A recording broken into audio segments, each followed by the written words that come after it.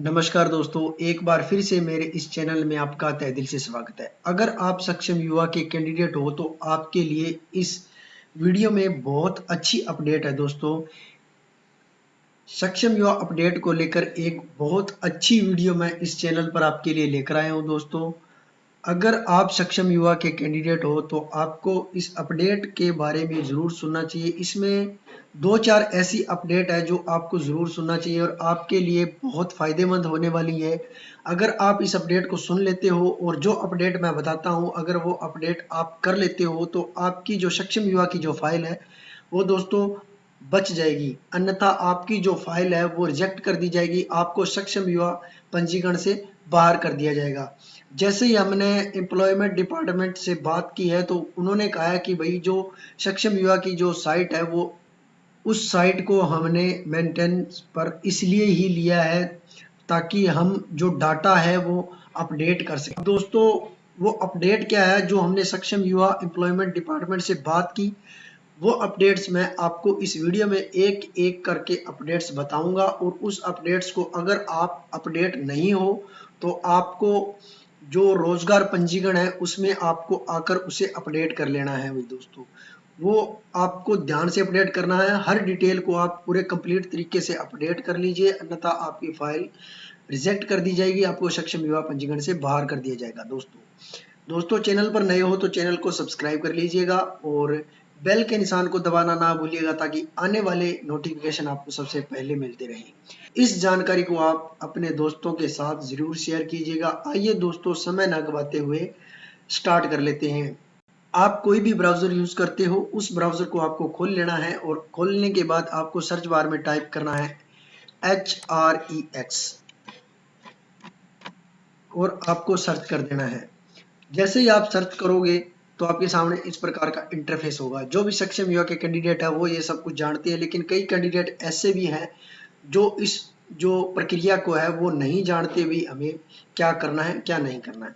इसके बाद भाई आपको क्या करना है, भी आपको इस प्रकार का इंटरफेस दिखाई देने के बाद आपको साइन इन का ऑप्शन होगा, आपको अपनी आईडी को साइन इन कर लेना है। अगर आप अपनी आईडी भूल गए हो तो नीचे फॉरगेट पासवर्ड का ऑप्शन है, उसको आपको फॉरगेट कर लेना है और फिर आपको इसमें लॉगिन हो जाना है। दोस्तों जैसे ही आप लॉगिन हो जाते हो तो इसका जो इंटरफेस है वो इस प्रकार रहेगा। अब देखिए दोस्तों इस प्रकार के जो आपको 5 ऑप्शन दिखाई दे जाएंगे, उसमें से आपको सबसे पहले जो प्रोफाइल का ऑप्शन है आपको यहाँ पर क्लिक कर लेना है।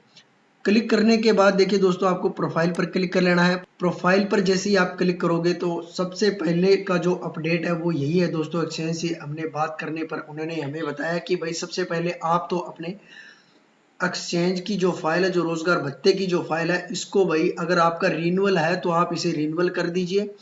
अगर आपका 1 या 2 महीने से टाइम लंबा चला गया है, आपने रिन्यूअल नहीं किया, आपकी फाइल डेड हो गई है, तो भाई दोबारा से इस फाइल को रजिस्टर करना पड़ेगा। सरेंडर करके आप इस फाइल को रजिस्टर कर लीजिए। ठीक है, नंबर 1 अपडेट तो ये हो गया भाई। अगर किसी ने रजिस्टर कर दिया है तो भाई अपने जो भी डॉक्यूमेंट है वो एम्प्लॉयमेंट डिपार्टमेंट में दे दो ताकि वो आपका सक्षम युवा में जो पंजीकरण है उसको अपडेट कर पाए। ठीक है, नंबर 1 अपडेट तो ये हो गई। अब दूसरी बात भाई दोस्तों क्या करना है, आपको ये प्रोफाइल मैनेजमेंट का ऑप्शन दिखाई दे रहा होगा, आपको यहाँ पर आ जाना है। ठीक है, यहाँ पर आने के बाद जो आगे की अपडेट है वो मैं बता देता हूँ। प्रोफाइल अपडेट आपको यहाँ पर क्लिक कर लेना है। प्रोफाइल अपडेट के बारे में मैं इसलिए बता रहा हूँ दोस्तों क्योंकि ये भी एक्सचेंज वालों ने ही कहा है कि भाई कई कैंडिडेट ऐसे हैं जिनकी परिवार पहचान पत्र के अंदर क्वालिफिकेशन है वो किसी ने +2 लगा रखी है, लेकिन उसके अंदर जो क्वालिफिकेशन है वो कुछ और है। और आपने जब ये रोजगार पंजीकरण भत्ता या सक्षम की जब भी आपने फाइल लगाई थी तो उसमें आपने मान लो ग्रेजुएशन लगा दी। ठीक है, और आपने बाद में कुछ समय बाद आपका पहले रिजल्ट रुका हुआ था मास्टर डिग्री का और आपका रिजल्ट आ गया मास्टर डिग्री का कुछ समय बाद। जैसे कि मान लो आपने सक्षम युवा की फाइल लगाई और उसमें आपने ग्रेजुएशन लगा दी और आपकी मास्टर डिग्री का जो रिजल्ट है वो नहीं आया। ठीक है, और आपकी जो सक्षम युवा की फाइल है वो अप्रूव हो गई। ठीक है, और वो आपकी क्वालिफिकेशन है वो आपके परिवार पहचान पत्र में नहीं है। ठीक है, और आपने मास्टर डिग्री है वो आपके परिवार पहचान पत्र में है, लेकिन आपने जो भत्ता लगाया उसके अंदर आपकी ओनली ग्रेजुएशन है। तो दोस्तों इस अपडेट में मैं आपको बता दूं कि आपको भाई एड ए न्यू क्वालिफिकेशन आपको यहाँ पर क्लिक कर लेना है और आपको प्रोसीड पर क्लिक कर लेना है। यहाँ पर करने के बाद आपको एड रिकॉर्ड, आपको यहाँ पर भाई आपकी अपनी मास्टर डिग्री आपने रेगुलर की है, ठीक है, और ये नहीं है भी आपने 2-3 साल बाद रेगुलर की है उससे पहले आप पैसा ले रहे हो, ये भाई बहुत गलत हो जाएगा, ठीक है। इस बात का भी आप ध्यान रखना, इसमें आप अपडेट मत करना, आपकी फाइल रिजेक्ट हो जाएगी, ठीक है। और हो सकता है भी आपसे किसी प्रकार की जो आपकी पेमेंट आई है वो आपसे वापस ले ली जाए, ठीक है। ये भी आप ध्यान रखना, ये नहीं है कि भी आपने रेगुलर कर लिया और बाद में इसका रिकॉर्ड आप यहाँ पर अपलोड कर रहे हो। रिकॉर्ड वही अपलोड करना है कि आपने जो सक्षम युवा की फाइल लगाई, लेकिन उसके अंदर भाई आपने जो आपकी पहले रिपेयर थी आपने फाइल लगा दी, आपकी सक्षम युवा की फाइल अप्रूव हो गई, लेकिन आपका रिजल्ट बाद में आ गया और आप इसमें क्वालिफाइड हो गई, लेकिन आपने जो परिवार पहचान पत्र के अंदर जो डाटा है वो मास्टर डिग्री का डाटा शो कर रहा है, और यहाँ पर जो पंजीकरण जो रोजगार भत्ते की बात करें तो इसके अंदर भाई आपका ओनली फॉर ग्रेजुएशन कर रहा है, तो भाई आपको इसमें मास्टर डिग्री का जो डाटा है वो अपडेट कर देना है। अब दोस्तों इसके अंदर अपडेट करने के बाद अगर आप सही तरीके से अपडेट कर देते हो तो ये भी डाटा उनके पास चला जाएगा। इसके बाद आपकी जो प्रोफाइल का जो प्रिंट निकलता है वो भी आपको सक्षम जो डिपार्टमेंट है, जो एम्प्लॉयमेंट डिपार्टमेंट है, आपको वहां पर दे देना है। तो आपका जो नया जो भत्ता है वो आपका अपडेट कर दिया जाएगा और आपसे उसका कारण भी पूछा जाएगा कि भाई आपने जो नई क्वालिफिकेशन ऐड की है वो किस वजह से ऐड की है, और आपने पहले क्यों नहीं ऐड की और अब क्यों ऐड कर रही है, तो वो कारण आपको बता देना है भाई, ठीक है। इसके बाद आपको अपना ईमेल आईडी जरूर अपडेट कर लेना है भाई दोस्तों, ठीक है। अगर किसी कैंडिडेट का पहले से ईमेल आईडी सही तरीके से चल रहा है तो ठीक है, अन्यथा कई कैंडिडेट्स ऐसे भी हैं जिनका जो ईमेल आईडी है या मोबाइल नंबर है उसके ऊपर कोई किसी प्रकार का मैसेज नहीं आता, उनको नोटिफिकेशन नहीं मिलता भाई, ठीक है। अगर आपका मोबाइल नंबर भी आप अपडेट करना चाहते हो तो वो आप मोबाइल नंबर यहाँ पर अपडेट कर लेना है। याद रखिए दोस्तों, जो भी डाटा आप अपडेट करते हो उसके बाद उसकी जो स्लिप निकलती है वो आपको एम्प्लॉयमेंट डिपार्टमेंट में जाकर जमा करवा देनी है। जितनी आपकी क्वालिफिकेशन है, जितना डाटा आपने पहले दिया था उस हिसाब से एक एक प्रति लेके उस स्लिप के साथ अटैच करके आपको वहां जमा करवा देना है, तभी आपका एम्प्लॉयमेंट भत्ता है वो आगे जो है सही तरीके से चलाया जा सकेगा, ठीक है। और अपडेट प्लेसमेंट स्टेटस की बात करें अगर या प्लेसमेंट है तो वो आपको अपडेट कर देना है। लेकिन अपडेट प्रोफाइल फोटो, अब देखिए भाई अपडेट प्रोफाइल फोटो भी आपको अपडेट कर देना है दोस्तों। अपडेट कैसे करना वो मैं दिखा देता हूँ। यहाँ पर आपको 100 KB से नीचे का जो प्रोफाइल फोटो है वो आपको अपलोड कर देना है। याद रखिए 20 KB से 100 KB के बीच में रहना चाहिए और आप नया नया फोटो है वो अपलोड कर दीजिए। अगर किसी का पुराना फोटो लगा हुआ है तो आपको नया अपलोड कर देना है। सबसे मेन जो पार्ट आता है इसका दोस्तों वो है अपडेट पीपी डिटेल, आपको यहाँ पर क्लिक कर लेना है दोस्तों।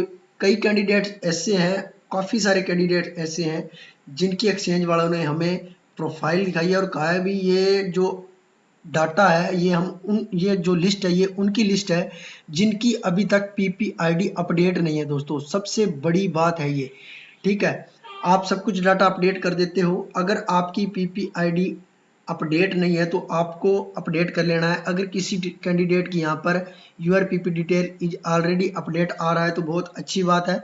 अगर आपकी अपडेट नहीं है तो आपको भाई इसमें पीपीआईडी को अपडेट कर देना है। जो रोजगारी भत्ते की जो प्रोफाइल है उसमें आपको अपडेट करना है दोस्तों, ध्यान रखिए।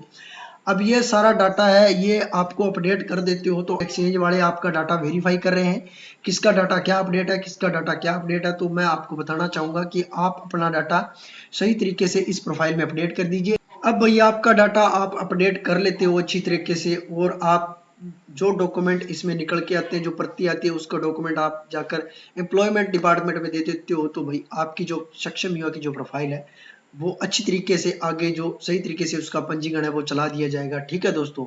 ये सब जो जानकारी हमने एक्सचेंज से ली है और उन्होंने ये बताया कि भाई ये कई डाटा जो अपडेट्स नहीं है कैंडिडेट्स के, इसलिए जो कैंडिडेट्स का डाटा है वो अपडेट कर रहे हैं। अगर किसी का डाटा अगर गलत तरीके से पाया जाता है, जो परिवार पहचान पत्र के अंदर उसका रिकॉर्ड मैच नहीं होता है या फिर किसी का किसी भी प्रकार का अपडेट मैच नहीं होता है तो इसकी फाइल को हम बाहर कर दिया जाएगा। या किसी की इनकम है वो ज़्यादा हो गई हो या फिर कम हो गई है तो वो उस हिसाब से भी डाटा अपडेट कर रहे हैं।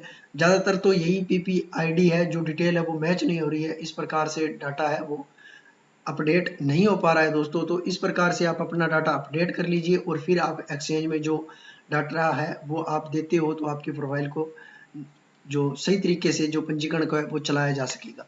दोस्तों ये जानकारी यहीं तक थी। अगर जानकारी अच्छी लगी हो तो वीडियो को लाइक कर दीजिए और चैनल को सब्सक्राइब कर लीजिए दोस्तों।